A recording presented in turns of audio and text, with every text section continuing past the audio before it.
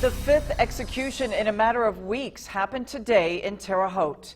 Good evening and thanks for joining us. Today, the federal government carried out its fifth execution this year. That's right. Keith Nelson was put to death by lethal injection just before 4:30 this afternoon.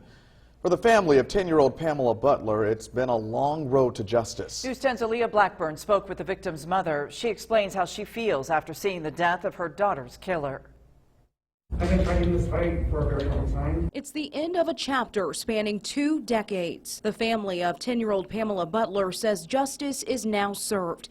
That's after her killer, Keith Nelson, was put to death on Friday. The crime spans back to October of 1999. Court documents say Nelson kidnapped, raped, and murdered Butler from Kansas. As a media witness, I took several notes inside the federal death chamber. Laying covered on a gurney, Nelson was still and stoic. When asked if he had any last words, nothing but silence. He's never had no remorse this whole time. You know, he's never had no remorse for what he did to her.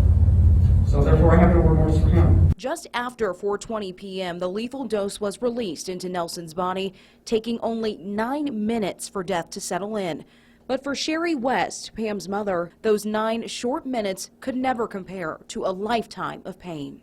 My heart has literally been ripped out. It can't be fixed, but I do have my memories of my girls, and that's what I come from.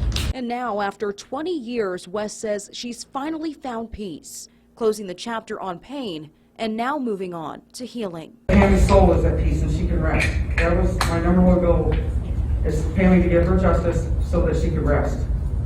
You know, I don't ever feel that she was at rest. I think she was always behind me and guiding me to keep fighting, and that's what I've done.